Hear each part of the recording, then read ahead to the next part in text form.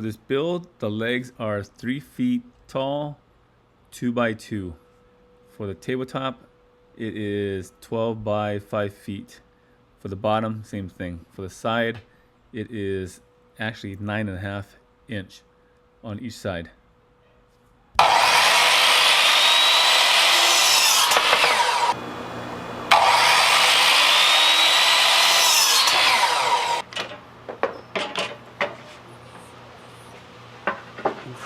Front.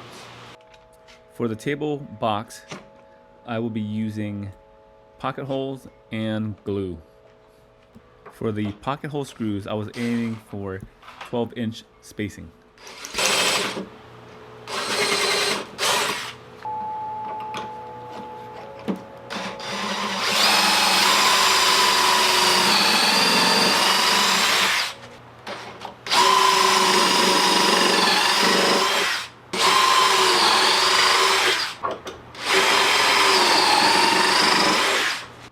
So that I didn't make any mistakes, I made sure I put post-it notes on all the wood so that I know what side it's either front, back, top, left, right.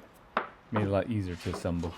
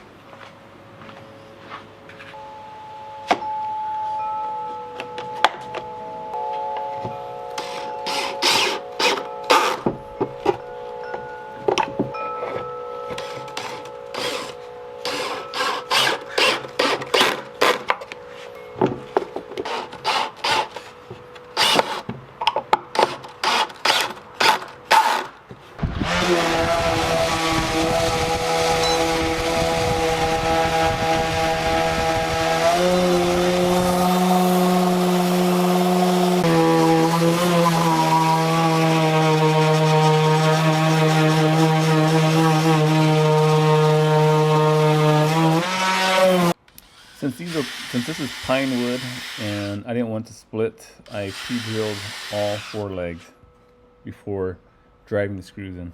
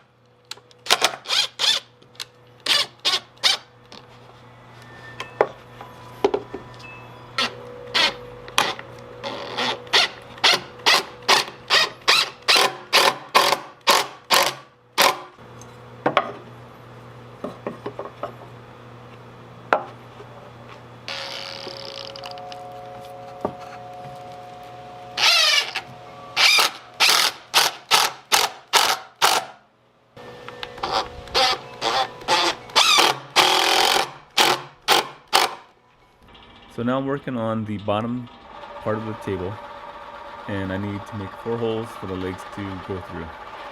And the table we actually held by friction, so I can make this thing nice and tight.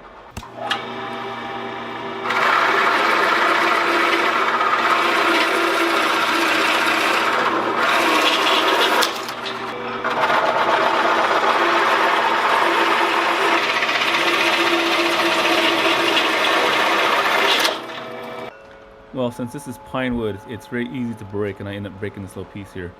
But in the end, I resolved it with a glue up.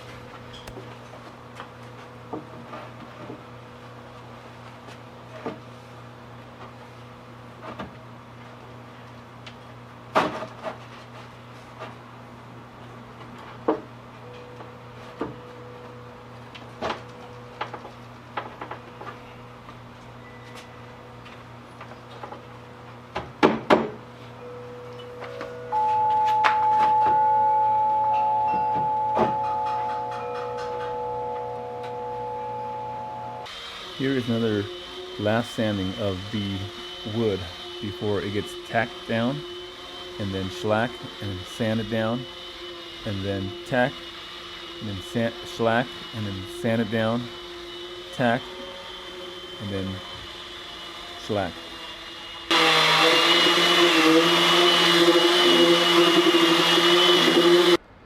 So make sure you don't skip this part here, which is using the tack cloth to remove all the sawdust. Even though I use my air blower and air gun, you still have micro sand or sawdust in all the cracks and whatnot.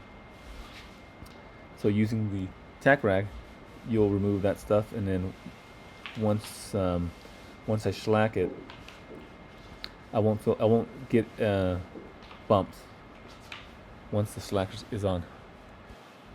One thing I forgot to do was I forgot to record myself applying shellac and then repeating that process of sanding, tacking, and then re-shellacking.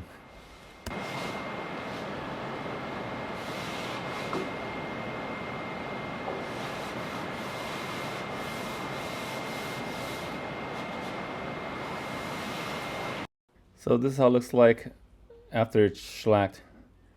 The table is very, very glassy. If you were to run your hands through it or on top of it or over it, it feels like glass. Very smooth. I like how it turned out. If you like this video, please like it and subscribe. Thank you for watching. Goodbye.